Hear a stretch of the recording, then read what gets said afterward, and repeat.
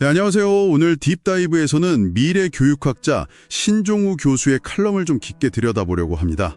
AI가 교육을 어떻게 바꾸고 있는지 핵심 트렌드를 살펴보면서요. AI 시대에 우리한테 어떤 교육이 필요하고 또 어떤 역량이 중요해질지 여러분이 꼭 아셔야 할 내용만 빠르게 한번 짚어보겠습니다. 네, 바로 시작해볼까요? 네, 좋습니다.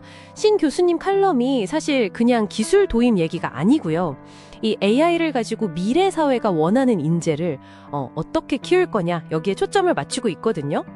오늘은 그중에서도 특히 주목해야 할 4가지 핵심 트렌드 이걸 중심으로 이야기 나눠보죠. 좋습니다. 첫 번째가 바로 초개인화 학습이네요. 이게 예전처럼 다 똑같이 배우는 게 아니라 AI가 학생 한 명 한 명의 속도나 이해도, 강점, 약점 이런 걸 다 분석해서 맞춤형으로 학습 경로를 짜준다는 거죠. 와, 이거 진짜 거의 1:1 과외 선생님 같은 느낌인데요? 네, 맞아요. 근데 그냥 과외랑은 좀 다른 게 훨씬 더 데이터에 기반한다는 거죠. 단순히 진도만 맞추는 게 아니라 예를 들어서 어떤 학생은 시각 자료를 더 좋아하고 또 어떤 학생은 요약된 글을 더 선호하는지 이런 학습 스타일까지 파악해서요. 거기에 맞춰서 취적의 자료나 설명을 제공하고 만약에 좀 어려워한다 싶으면 바로 보충 자료나 AI 튜터가 피드백을 주는 식이죠. 굉장히 스마트하네요. 근데 이러면 교사의 역할은 좀 어떻게 되는 걸까요? AI가 이렇게 다 해주면 선생님들은 좀 할 일이 줄어드는 건 아닌가? 이런 생각도 드는데요. 그게 언뜻 보면 그렇게 생각할 수도 있는데 오히려 반대일 수 있습니다. 네, 그러니까 AI가 지식 전달이나 좀 반복적인 학습 관리 같은 걸 맡아주면 교사는 오히려 학생들하고 더 깊이 있는 상호작용, 예를 들면 토론을 이끌거나 프로젝트를 같이 하거나 아니면 정서적인 지원 같은 거요. 이런 더 인간적인 부분에 집중할 시간이 생기는 거죠. 그러니까 단순 지식 전달자 역할에서 벗어나서 학생 개개인의 잠재력을 끌어내는 멘토나 코치 역할이 더 중요해진다. 이런 말씀이시군요. 네, 정확합니다. 역할이 축소되는 게 아니라 더 중요하고 고차원적인 역할로 바뀌는 거라고 봐야죠. 그렇군요. AI가 단순 업무를 대체하면서 인간 고유의 영역, 그러니까 창의성이나 비판적 사고 같은 게 더 중요해진다는 맥락으로 이어지네요. 그래서 두 번째 트렌드가 창의성 중심 교육인 거겠죠? 네, 맞습니다.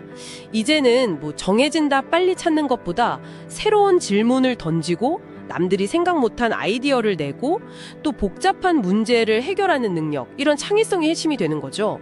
그래서 교육 방식도 자연스럽게 프로젝트 기반 학습이나 토론, 협업 같은 걸 더 많이 하게 될 거고요. 근데 여기서 AI는 어떤 역할을 할 수 있을까요? 창의성은 왠지 AI보다는 사람의 영역 같은데. 물론 창의성 자체가 AI에서 나오는 건 아니지만 AI가 인간의 창의성을 도와주고 증폭시키는 역할은 충분히 할 수 있습니다.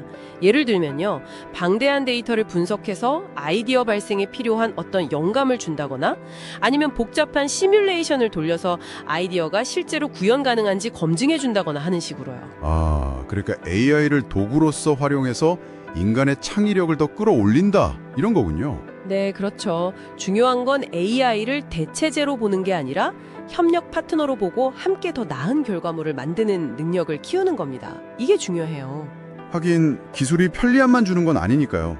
항상 이면을 봐야 하는데 세 번째 트렌드인 윤리적 AI 교육이 그래서 나오는 거겠죠. AI가 데이터 편향 문제라든지 프라이버시 침해 같은 문제도 일으킬 수 있으니까요. 네, 맞아요. 이게 단순히 AI를 착하게 만들자 이런 구호만 외친다고 되는 게 아니거든요. 학생들이 AI 시스템이 어떻게 돌아가는지, 그 과정에서 왜 데이터 편향 같은 문제가 생길 수 있는지 이걸 이해해야 하고요.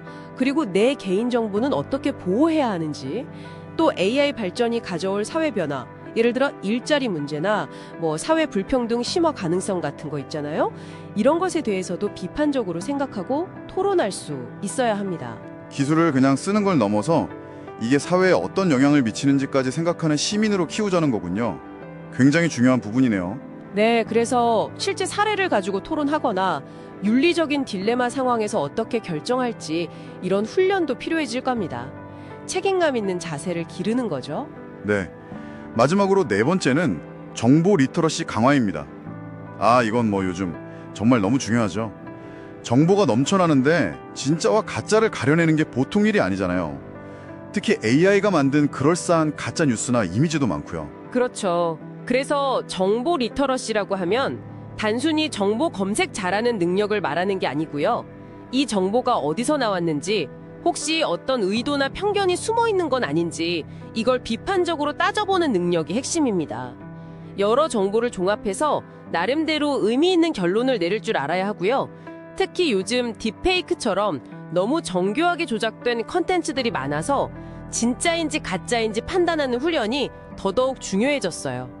네, 그건 정말 기술적인 능력이라기보다는 세상을 살아가는 지혜나 분별력에 가까운 것 같네요. 맞습니다. 디지털 시민으로서 꼭 갖춰야 할 역량이죠. 자, 그럼 오늘 이야기 나눈 내용을 정리해보면 초개인화 학습, 창의성 중심 교육, 윤리적 AI 교육, 그리고 정보 리터러시 강화.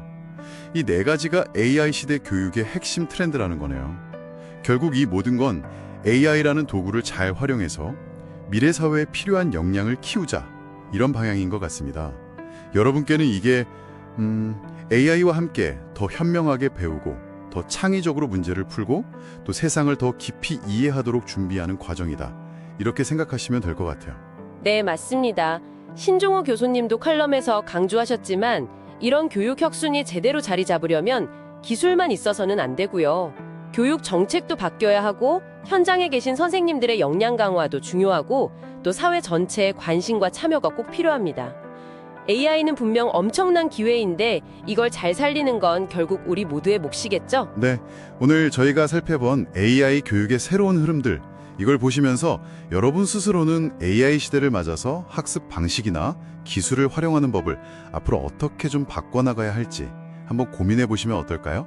이 질문을 오늘 여러분께 남겨드리면서 저희는 다음 딥다이브에서 다시 찾아뵙겠습니다.